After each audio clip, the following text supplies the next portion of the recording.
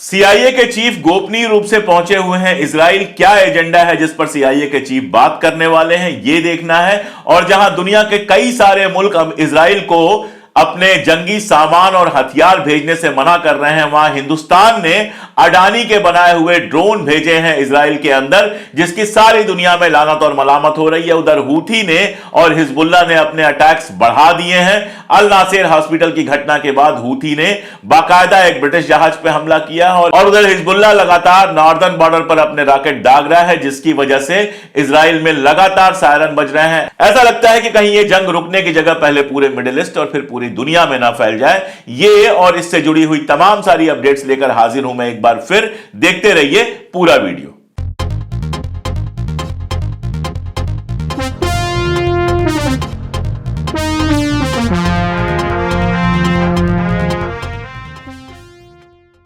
नमस्कार, मैं अशोक कुमार पांडे और टीसीएच पर हाजिर हूं मिडिल ईस्ट की सारी अपडेट्स लेकर। लेकिन शुरुआत में कुछ अलग तरह की खबरें। एक मजेदार खबर है, मजेदार कहिए या जैसे इसको आप देखिए कि इंसान तो इंसान, कुत्ते भी परेशान हैं इजराइल से। बाकायदा इजराइल के अखबारों में एक रिपोर्ट छपी है कि गजा में और खासतौर पर रफा में जो कुत्ते हैं, जो बड़े चैन से रह रहे थे इजरायली सेना के आने के पहले, उन कुत्तों ने इजरायली सेना के ऊपर लगातार आक्रमण किए हैं, लगातार उनको परेशान किया है। और मैंने आपको बताया कि यह खबर इजराइल के अखबारों में छपी, तो आप समझ सकते हैं कि इंसान ही नहीं, जानवर भी बेहद परेशान है इजराइल जो कुछ वहां पर कर रहा है। दूसरी खबर इजिप्ट से आई है और यह खबर नहीं है, यह एक बड़ा प्यारा सा छोटा सा वीडियो है। एक ट्रक जा रहा था जिसमें फलस्तीनियों के लिए कुछ सामान जा रहा था, राहत का सामान जा रहा था। एक फल बेचने वाला, फ्रूट का व्यापारी अपने ठेले पर फ्रूट बेच रहा था। जब उसने देखा कि ट्रक में सामान जो जा रहा है वो फलस्तीनियों के लिए जा रहा है, तो अपने ठेले से उठा उठा के फ्रूट्स उसमें भेजने लगा ताकि उसके फल भी पहुंच जाएं फलस्तीनियों के पास। मैं बार बार कह रहा हूं कि जहां अरब मुल्कों के और दुनिया भर के हुक्मरान इजराइल के साथ खड़े ना भी हों, तो फलस्तीन के साथ खड़े होने में वो हिम्मत नहीं दिखा रहे हैं जो हिम्मत उनको दिखानी चाहिए। वहीं वहां के जो आम लोग हैं वो पूरी ताकत के साथ जितना कुछ कर सकते हैं फलस्तीनियों के लिए कर रहे हैं। मैंने आपको बताया था कि इजिप्ट की सड़कों पर एक महिला, बुर्का नशी महिला सड़क पर निकल आई थी और सड़क पर आकर वहां आने जाने वालों से कह रही थी कि वहां फलस्तीन में हमारे लोग मारे जा रहे हैं, तुम लोग कुछ कर क्यों नहीं रहे हो। और एक और एग्जांपल आपको कनाडा का दे दूं। कनाडा आप जानते हैं लगातार इजराइल के साथ खड़ा है, लगातार इजराइल को हथियार भी भेज रहा है, सब कुछ कर रहा है। लेकिन उसी कनाडा की संसद में एक सांसद उठकर ऐसा भाषण देता है जिसको सुनकर कलेजा भर आता है। वो सवाल करता है कि फलस्तीन में इतने सारे लोग मार दिए गए, कब तक हम इजराइल की मदद करते रहेंगे, कब तक हम इजराइल को हथियार भेजते रहेंगे। अब कनाडा के हुक्मरानों पर, पैसे के नशे में डूबे हुए कनाडा या बाकी मुल्कों के हुक्मरानों पर असर पड़े ना पड़े, लेकिन आम लोगों के बीच से जो ये आवाज उठ रही है उसने इतना तो किया है कि हर बार हर तरह का जुल्म करके बड़े आराम से निकल जाने वाला इजराइल इस बार आसान नहीं है, उसके लिए इस बार परेशान है। मैंने आपको बताया था कि आईसीजे के अंदर फिर से गया है साउथ अफ्रीका। इजराइल ने कहा है कि आईसीजे में कहा है कि वो केस क्वैश कर देना चाहिए, लेकिन मुझे तो नहीं लगता है कि आईसीजे इस केस को क्वैश करेगा। जल्दी ही फैसला उस पर भी आ सकता है और जब ये फैसले आ रहे हैं तो उसके असरात भी दिखने शुरू हुए हैं। दुनिया के कई मुल्कों ने इजराइल को हथियार भेजने बंद कर दिए हैं। मैं आपको अगर नाम गिनाऊं, नीदरलैंड ने, बेल्जियम ने, जापान ने, इटली ने, स्पेन ने, ऐसे मुल्कों ने बाकायदा मनाही कर दी है इस बात की कि हम इजराइल को अपने हथियार भेजेंगे। लेकिन शर्म यह आती है कि जब ऐसा सारा कुछ चल रहा है, जब रफा के इतने दर्दनाक मंजर सरेआम हैं, हर जगह आ रहे हैं, उस समय हिंदुस्तान की सरकार ने फैसला किया कि वो इजराइल को अडानी के बनाए हुए ड्रोन बेचेगी। आप सोचिए, एक तरफ दिल्ली में किसानों के आंदोलन पर ड्रोन से निगरानी रखी जा रही है, ड्रोन से उनके ऊपर गोले फेंके जा रहे हैं, आंसू गैस के गोले फेंके जा रहे हैं और क्या क्या हो रहा है। और उधर बजाय फलस्तीनियों की मदद करने के या फिर जो पीस की बात हो रही है, जो शांति प्रक्रिया की बात हो रही है, उसमें शामिल होने के इजराइल से यह अपील करने की जगह कि भाई बहुत कत्लोगारत हो चुका, बहुत कत्लेआम हो चुका, आप वहां से बाहर निकलो। हिंदुस्तान की जो सरकार है वो इजराइल को हथियार भेज रही है, पूरी दुनिया में इसकी लानत मलामत हो रही है, लेकिन पता नहीं अडानी के फायदे के लिए यह करना जरूरी था या भारत सरकार इजराइल के साथ जाकर खड़ा हुआ दिखाना चाहती है खुद को। कभी ऐसी वोटिंग करती है जो इजराइल के खिलाफ जाती है, कभी फलस्तीन को मदद भेजती है, और अब बाकायदा इजराइल को ड्रोन भेजे गए हैं ताकि वो फलस्तीनियों का जो नरसंहार चल रहा है, जो जेनोसाइड चल रहा है, उसको कंटिन्यू रख सके। एक भारतीय नागरिक के रूप में, एक हिंदुस्तानी नागरिक के रूप में मैं इस बात की मलामत करता हूं, लानत करता हूं। मैं अपनी सरकार से अपील करता हूं कि अगर युद्ध विराम में कोई मदद नहीं की जा सकती है तो कम से कम फलस्तीनियों को मारने के लिए और हथियार इजराइल को ना अवेलेबल कराए जाए।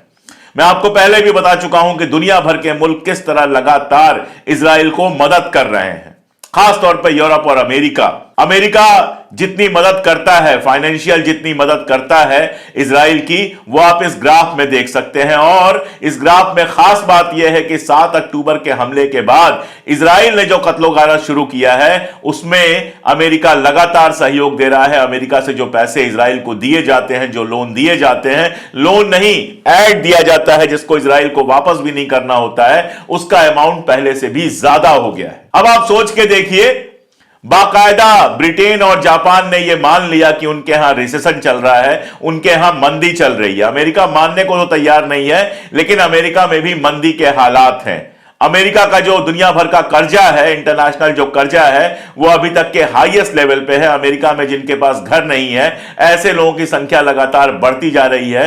वहां के लोग कह रहे हैं कि इनकी मदद करने की जगह तुम इजराइल की मदद कर रहे हो। तो जिन मुल्कों की अपनी फाइनेंशियल हालत खस्ता होती जा रही है, वो भी इजराइल को लगातार हथियार भेज रहे हैं, पैसे भेज रहे हैं, मदद भेज रहे हैं। वजह क्या है, यह मैं आपको कई बार बता चुका हूं कि इजरायली जो पूरा का पूरा एक ग्रुप है, वो लगातार इन मुल्कों को पैसे देता रहता है और हथियार का बिजनेस इन सारी चीजों से आगे बढ़ता रहता है, जिसकी वजह से अमेरिका लगातार सपोर्ट कर रहा है इजराइल को। ऊपर से कुछ भी कहे, ऊपर से ब्लिंकन बार बार कहता है कि रफा में अगर लड़ाई हुई तो वो बहुत भयानक होगी, बहुत सारे लोगों को मारा जाएगा।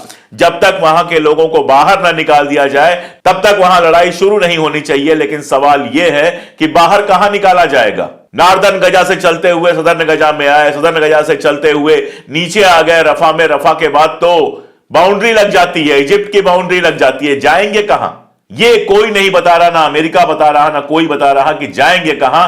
लेकिन बजाय इसके कि नेतन्याहू को सीधे सीधे रोकने के, आप सोचिए रशिया ने यूक्रेन के साथ युद्ध किया, पूरी दुनिया ने दुनिया भर के सैंक्शंस लगा दिए उसके ऊपर, लेकिन इजराइल के ऊपर सैंक्शन लगाने, इजराइल को रोकने की जगह सिर्फ जबानी जमा खर्च किया जा रहा है यूरोप और अमेरिका के देशों में, जिसके बारे में पिछले वीडियो में मैंने आपको बहुत डिटेल में बताया था। अभी एक बेहद इंपॉर्टेंट बयान आया जो यूएन, यूनाइटेड नेशंस के रिलीफ कमेटी के चेयरपर्सन हैं मार्टिन ग्रिफिथ, उन्होंने कहा कि हमास एक टेररिस्ट ऑर्गेनाइजेशन नहीं है, हमास कोई आतंकवादी ऑर्गेनाइजेशन नहीं है। और मैं आपको बता दूं कि अमेरिका और यूरोप के अलावा दुनिया के ढेर सारे जो मुल्क हैं वो हमास को आतंकवादी नहीं मानते हैं, जिसमें हमारा हिंदुस्तान भी शामिल है।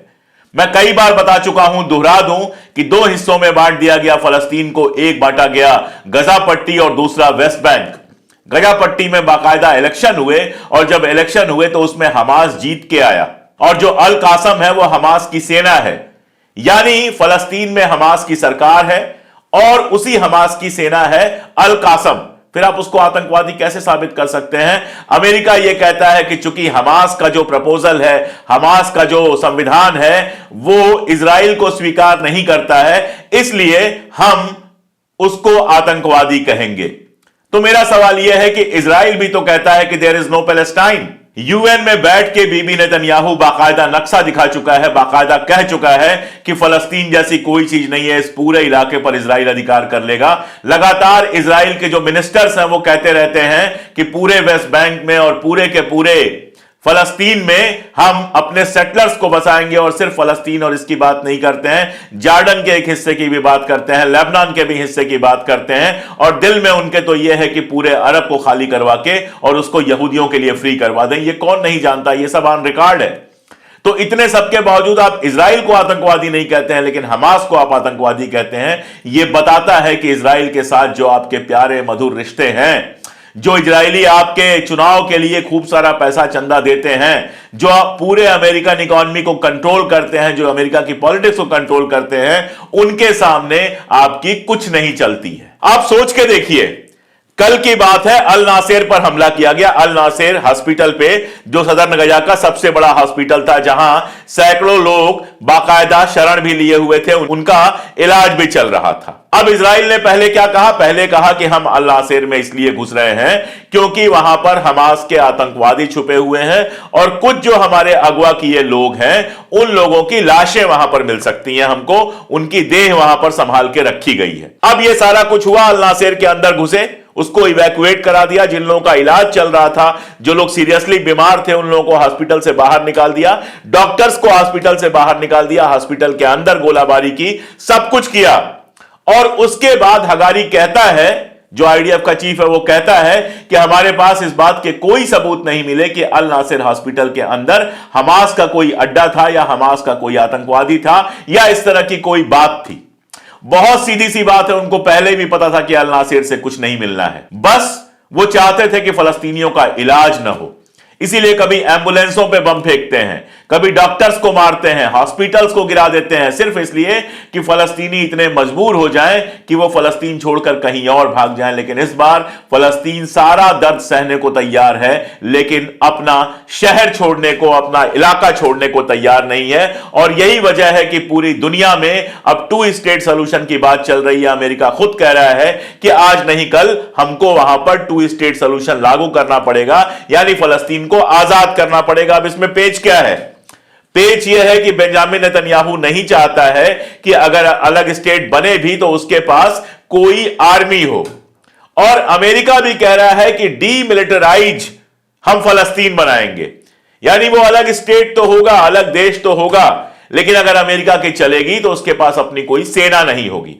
जब उसके पास कोई सेना नहीं होगी, इसका मतलब उसकी बाउंड्रीज पे कौन होगा? इजराइल और अमेरिका के सैनिक। तो जिस मुल्क के बाउंड्रीज पर दूसरे मुल्क के और दुश्मन मुल्कों के सैनिक खड़े होंगे, आप बताइए उसकी आजादी किस काम की होगी? अगर इसलिए जो सीज फायर का पूरा नाटक चल रहा है, उसमें अगर बार बार हमास ये बात कह रहा है कि पहली बात तो यह कि सीज फायर 6 हफ्तों का नहीं, परमानेंट सीज फायर होना चाहिए। अमेरिका 6 हफ्तों के सीज फायर की बात कर रहा है, हमास कह रहा है परमानेंट सीज फायर होना चाहिए। दूसरा यह कह रहा है कि फलस्तीन के जो लोग उनकी जेलों में बरसों से बंद हैं, उनको रिहा करना चाहिए। और तीसरा यह कह रहा है कि फ्री फलस्तीन स्टेट जो बनना चाहिए, वो वैसा ही स्टेट बनना चाहिए जैसे बाकी स्टेट होते हैं। लेकिन अमेरिका एक तरफ तो 2 स्टेट सोल्यूशन की बात करता है, फलस्तीन के आजादी की बात करता है, दूसरी तरफ कहता है कि उसकी अपनी कोई सेना नहीं होगी। यानी सीधी सी बात है कि आजादी के नाम पर कुछ नहीं मिलेगा। एक फर्जी वहां पर शासक को बिठा दिया जाएगा, एक कठपुतली शासक को बिठा दिया जाएगा, और इजराइल ही पूरे गजा को और पूरे वेस्टर्न बैंक को कंट्रोल करेगा। यह अमेरिका की योजना है। अब इसमें इजिप्ट भी लगा हुआ है, बाकी मुल्क भी लगे हुए हैं, कतर लगा हुआ है, लगातार बातचीत चल रही है। लेकिन नेतन्याहू अभी तक राजी नहीं हुआ है उन शर्तों पे भी जो शर्तें हमास ने रखी हैं, या जो शर्तें जो हैं उसके अपने लोगों ने, शिन बेट ने या आईओएफ ने या उसका जो अपना मोसाद है उसके चीफ ने जो शर्तें बनाई हैं, उस पर भी वो तैयार नहीं हो रहा है। और उसके मिनिस्टर्स का यह हाल है कि वो इस बात को मानने के लिए ही तैयार नहीं है कि फलस्तीन को नया आजाद स्टेट बनाया जा सकता है। वो लगातार कह रहे हैं कि फलस्तीन को आजाद स्टेट नहीं बनाया जा सकता है। दरअसल आतंकवादी वो हैं क्योंकि वो फलस्तीन के एग्जिस्टेंस को स्वीकार करने के लिए तैयार ही नहीं है। और यही वजह है कि हिजबुल्लाह और हूथी दोनों के साथ लड़ाई रुकने का नाम नहीं ले रही है। हिजबुल्लाह ने बाकायदा इनकी सीमा के अंदर, इजराइल की सीमा के अंदर रॉकेट दागे, बदले में इन्होंने भी रॉकेट दागे। जब हिजबुल्लाह ने रॉकेट दागे थे तो इनका एक सैनिक मारा गया था और 7-8 सैनिक घायल हुए थे। लेकिन इजराइल अपनी शैतानियत से कभी बाज नहीं आता। उसने जानबूझ के अपने रॉकेट डाले वहां पर जहां लोग रहा करते थे और 10 शहरियों को मार डाला। उनका दावा है कि हिजबुल्लाह के भी एक कमांडर को मारा है, लेकिन उसके साथ साथ 10 शहरियों को मार डाला। और उसके बाद हिजबुल्लाह ने फिर से ढेर सारे रॉकेट फेंके हैं इजराइल के अंदर और हिजबुल्लाह ने कहा है कि जब तक रफा में, जब तक गजा में हमले बंद नहीं होते हैं तब तक लड़ाई जारी रहेगी। मैं आपको बता चुका हूं कि इजराइल में अपनी एक रिपोर्ट आई है, इजराइल के अंदर से एक रिपोर्ट आई है जिसका कहना है कि अगर हिजबुल्लाह के साथ लड़ाई हुई तो वो सबसे डेडली लड़ाई होगी। इसीलिए इजराइल बच रहा है हिजबुल्लाह के साथ फुल फ्लेज लड़ाई करने के लिए। हिजबुल्लाह भी नहीं चाहता है कि फुल फ्लेज लड़ाई हो, क्योंकि उसका उद्देश्य फिलहाल यह है कि कैसे भी गजा के अंदर लड़ाई बंद हो। लेकिन अगर यह लड़ाई होती है तो यह बेहद खतरनाक होगा और इसकी संभावना इसलिए भी बढ़ गई है कि कल अमेरिका ने सीधे हिजबुल्लाह पर हमला किया है और दावा किया है कि उसके कुछ लोगों को उसने मारा है। उसका कहना है कि ये वो लोग हैं जिन्होंने 3 अमेरिकी सैनिकों को मारा था। सीरिया का आप जानते हैं कि सीरिया में लगातार इजराइल से परेशान सीरिया अब कह रहा है कि अगर जंग होती है तो हम जंग के लिए तैयार हैं। उधर अमेरिका की सेनेट में अचानक से इमरजेंसी मीटिंग बुलाई गई। कुछ इमरजेंसी बातें डिस्कस करने की बातें हैं, जिसमें 2 बातें आ रही हैं कि 2 इमरजेंसी हो सकती है। पहला तो यह कि शायद ईरान ने न्यूक्लियर पावर हासिल कर ली है। मैंने आपको बताया था कि ट्रंप ने कहा था कि ईरान न्यूक्लियर पावर के बहुत करीब है। ये जो इमरजेंसी मीटिंग बुलाई गई है ऐसा लगता है, और अभी ईरान ने कई सारे मिसाइल्स वगैरह फायर भी किए थे, उनका टेस्ट किया था, एक वीडियो जारी किया था। वो वीडियो मैं आपको यहां नहीं दिखा पाऊंगा क्योंकि YouTube बैन कर देगा। आप जानते हैं YouTube लगातार मेरे वीडियोस को सप्रेस कर रहा है। लेकिन वो वीडियो जो जारी किया गया था उसमें बताया गया था कि अब हमारे पास इतनी क्षमता है कि हम ईरान में बैठे बैठे और सीधे इजराइल के भीतर मिसाइल फेंक सकते हैं, उनके ठिकानों को नष्ट कर सकते हैं। दूसरा, यूएस इंटेलिजेंस की रिपोर्ट बताती है कि रशिया प्लान कर रहा है स्पेस में न्यूक्लियर वेपन्स अपने लॉन्च करने के। अब स्पेस में न्यूक्लियर वेपन्स सिर्फ और सिर्फ अमेरिका के पास है। अगर रशिया वहां पर अपने न्यूक्लियर वेपन्स को लॉन्च कर देता है तो अमेरिका के लिए खतरा है, खास तौर पे तब जब रशिया यूक्रेन का वार अभी भी खत्म नहीं हुआ है। अभी अभी यूक्रेन ने अमेरिका के कहने पर अपनी जो आर्मी का चीफ था उसको बदला है और नाटो को लेकर तमाम सारी बातें चल रही हैं। नाटो के चीफ ने कहा है कि हमको 1 साल तक रूस के साथ लंबी लड़ाई के लिए तैयार होना चाहिए। अमेरिका के अंदर कहा जा रहा है कि रूस के साथ अमेरिका एक डायरेक्ट कन्फ्रंटेशन करना चाहता है और रूस लगातार इजराइल और फलस्तीन के मामले में फलस्तीन को सपोर्ट दे रहा है। मैंने आपको बताया था कि फलस्तीन के जो राष्ट्रपति हैं, जो वेस्ट बैंक में ऑपरेट करते हैं, अब्बास साहब, उनको उसने खुला आमंत्रण दिया था कि आप आइए हमारे मुल्क में, आपसे हम बात करेंगे। चाइना ईरान के साथ जो उसका ट्रायंगल बना है, ईरान को उसने हथियार भेजे हैं, ईरान के साथ उसका बिजनेस बेहतर हुआ है। अफ्रीका के अंदर जहां पहले अमेरिका का प्रभुत्व था, ऐसे कई सारी जगहों पर रशिया इंटर हुआ है, अमेरिका को बाहर किया गया है। तो रशिया से एक बार फिर से डर, जो पहले कहा जा रहा था अमेरिका रशिया की प्रतिद्वंद्विता चलती थी, ऐसा लगता है कि दोबारा देखने को मिल रही है। यह कहा जा रहा है कि रशिया शायद स्पेस में अपने न्यूक्लियर वेपन जो है वो एस्टैब्लिश करना चाहता है, जिसकी वजह से अमेरिका में इमरजेंसी मीटिंग्स बुलाई जा रही हैं, इमरजेंसी प्लान्स बनाए जा रहे हैं। ये सारा कुछ जो हो रहा है, इशारा ये कर रहा है कि शायद जो लड़ाई हमें लग रहा था कि शायद खत्म होने वाली है, वो लड़ाई अभी फिलहाल खत्म होती नजर नहीं आ रही है। इसी बीच एक बड़ी खबर जो है वो हूथी की खबर है। आप जानते हैं कि हूथी लगातार रेड सी में हमला कर रहा है। अमेरिका, ब्रिटेन और कई मुल्कों ने मिलकर उसका मुकाबला करने की कोशिश की, लेकिन कोई असर नहीं हो रहा है। सना में बहुत सारे बम गिराए गए, यमन की जो राजधानी है सना में बहुत सारे बम गिराए गए, लेकिन हूथी उससे डिटर होने वाला नहीं है। हूथी लगातार कह रहा है कि हम हमले जारी रखेंगे और कल हूथी ने एक बड़ा हमला किया है एक ब्रिटिश जहाज के ऊपर, जिसमें आग लग गई है।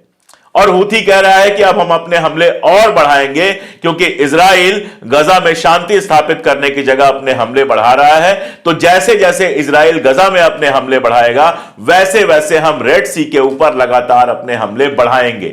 यानी हिजबुल्लाह उधर से प्रेशर बना रहा है, इधर से हूथी प्रेशर बना रहा है, ईरान लगातार मजबूत होता जा रहा है और रशिया जो है वो अपना खेल बड़े कायदे से खेल रहा है। वो इस समय कहीं ना कहीं फलस्तीन के फेवर में दिखाई दे रहा है। यही वजह है, मैं आपको बताऊं कि एक जमाने में इजराइल और रशिया के रिश्ते बहुत अच्छे थे, लेकिन पिछले साल भर से ये रिश्ते बेहद खराब हो चुके हैं। और जब से ये वार शुरू हुआ है, बीबी नेतन्याहू और पुतिन के बीच में बात भी नहीं हुई है। अभी अचानक खबर आई कि आने वाले सोमवार को, आने वाले मंडे को बीबी नेतन्याहू और पुतिन की बात होने वाली है। बहुत साफ समझ में आ रहा है कि बीबी नेतन्याहू इस बात से परेशान है कि अगर रशिया और चाइना सिक्योरिटी काउंसिल से लेकर जमीन तक पर ईरान और फलस्तीन का साथ देते हैं तो उसके लिए बहुत मुश्किल हो सकती है। शायद पुतिन के साथ रिश्ते सुधारने की कोशिश है, लेकिन पुतिन के स्पोक्स पर्सन ने बिल्कुल साफ साफ कहा है कि रेड सी के अंदर जहां पर हूथी हमले कर रहा है, स्टेबिलिटी तभी हो सकती है जब गजा के अंदर पीस होगी। यानी उसकी डिमांड यह है कि गजा में शांति स्थापित की जाए, यानी इजराइल वहां बमबारियां बंद करे और वहां से बाहर जाए। यह मामला कुछ यहां तक बढ़ा हुआ है कि ईरान ने अंटार्कटिका के ऊपर अपना दावा ठोक दिया है। उसने कहा कि साउथ पोल पे हम अपनी बाकायदा चौकियां बनाएंगे। अब अमेरिका, जिसका अंटार्कटिका पर पूरा कब्जा है, वो इस बात को लेकर बेहद परेशान है। वहां लगातार इसको लेकर बात चल रही है और डर यह है कि कहीं अमेरिका और ईरान के बीच में कोई सीधी लड़ाई ना शुरू हो जाए। यह सारा माहौल बताता है कि एक इजराइल के चलते, इजराइल को खुली छूट फलस्तीनियों की हत्या की देने के लिए अमेरिका सारी दुनिया को अपना दुश्मन बना रहा है। आप सोच के देखिए कि कोई मतलब ही नहीं था कि बेकार में लगातार आप इजराइल को सपोर्ट करते चले जा रहे हैं। हो गया जो होना था, 2-3 महीने लड़ाई चली, अमेरिका अपना कंट्रोल दिखाता, अमेरिका इजराइल को उंगली दिखा के कहता कि बस अब बहुत हो गया, अपनी सेनाओं को वापस ले जाओ, दोनों को एक टेबल पे बिठाता और बैठ के वहां कोई बातचीत करके फाइनल होता और वहां पर शांति स्थापित की जाती। ऐसा आराम से हो सकता था, लेकिन इजराइल का सपोर्ट करने के चक्कर में आईसीजे में सारा मामला गड़बड़ हुआ। आईसीजे का इंटरिम फैसला आया, जिसके बाद अमेरिका के ऊपर दबाव है। यूरोप के कई मुल्कों ने उसके बाद हथियार भेजने बंद कर दिए। लगभग हर मुल्क में लगातार रैलियां हो रही हैं, अमेरिका के अंदर लगातार रैलियां हो रही हैं, लेकिन अमेरिका सुधरने को तैयार नहीं है। अभी भी लगातार इजराइल को पैसे दिए जा रहा है। हालत यह है कि अब इजराइल अमेरिका के सुनने को तैयार नहीं है। ब्लिंकन कह रहे हैं, बाइडेन कह रहे हैं, सीआईए के जो चीफ हैं वो लगातार मिडिल ईस्ट में बने हुए हैं कि किसी तरह से वहां पर पीस हो जाए, शांति हो जाए, सीज फायर हो जाए, लेकिन नेतन्याहू को कोई मना नहीं पा रहा है। वो इतनी बड़ी ताकत हो गए। दरअसल नेतन्याहू के खिलाफ आप जानते हैं कि इजराइल के अंदर भी विरोध हो रहा है। इसके बावजूद नेतन्याहू किसी को सुनने को तैयार नहीं है, क्योंकि वो जानता है जब तक जंग चलेगी तब तक ही कुर्सी बची है। वो शायद इजराइल को पूरी तरह से खत्म करने के बाद ही, हां मैं फलस्तीन नहीं इजराइल कह रहा हूं, क्योंकि आप जानते हैं कि इजराइल की इकोनॉमी लगातार नीचे जा रही है। मूडी ने उसकी रेटिंग गिरा दी है। इजराइल के सैनिक लगातार मारे जा रहे हैं। नॉर्दर्न इजराइल खाली पड़ा हुआ है लेबनान के हमलों के डर से, और भी बहुत सारा नुकसान उनका हो रहा है। ईरान से दुश्मनी महंगी पड़ सकती है। तो इजराइल खुद काफी घिरा हुआ है। जहां कुछ दिन पहले यह लग रहा था कि सऊदी अरबिया के साथ एक बार रिश्ते क्लियर हो गए तो अरब वर्ल्ड में इजराइल के लिए बड़ी आसानी हो जाएगी, वहीं इस तरह की चीजें अब बीच में सब ठहरी हुई हैं, क्योंकि सऊदी अरबिया ने कह दिया कि जब तक फलस्तीन आजाद नहीं होगा तब तक हम इनके साथ कोई रिश्ता नहीं बनाएंगे। अब इस समय जब मैं आपसे बात कर रहा हूं तो सीआईए के जो चीफ हैं वो इजराइल गए हुए हैं नेतन्याहू को मनाने के लिए कि भैया सीज फायर के लिए तैयार हो जाओ। अब नेतन्याहू मानेगा कि नहीं मानेगा? अमेरिका ऐसे ही इजराइल को सहलाता रहेगा या सख्ती से कुछ करेगा? और ये जो वार है लगातार हूथी, हिजबुल्लाह, उधर इराक के मिलिशिया, इधर सीरिया, इधर ईरान, इन सब के साथ जो इजराइल ने अपनी दुश्मनी है वो किस लेवल पे पहुंचेगा, वार कहां तक जाएगा, ये सिर्फ मिडिल ईस्ट की नहीं पूरी दुनिया की तकदीर को तय करेगा। बहुत सारे लोग मुझसे कहते हैं कि लगातार तुम इजराइल फलस्तीन पे वीडियोस क्यों बना रहे हो? मुझे लगता है कि जब तक फलस्तीन के साथ अत्याचार जारी है, जब तक फलस्तीन में औरतों और बच्चों के साथ अत्याचार हो रहा है, फलस्तीन के शहरियों को मारा जा रहा है, मेरा यह फर्ज बनता है कि मैं लगातार फलस्तीन की बात करता रहूं। ये छोटे छोटे जो दुनिया भर में प्रेशर पड़ रहे हैं, उन्हीं की वजह से आज दुनिया भर में कम से कम इस पर बात तो हो रही है। इसलिए वीडियोस तो मैं बनाता रहूंगा, चाहे जितने लोग भी देखें, चाहे यूट्यूब उसको सप्रेस करे, चाहे बैन कर दे, चाहे जो भी करे। मैं जब तक ये जंग चल रही है, जब तक वहां सीज फायर नहीं होता है, तब तक फलस्तीन पे लगातार बात करता रहूंगा। और आपको अगर लगता है कि यह बात करना जरूरी है तो मेरी अपील हर बार की तरह यही है कि हमारे चैनल को ज्वाइन कर लीजिए।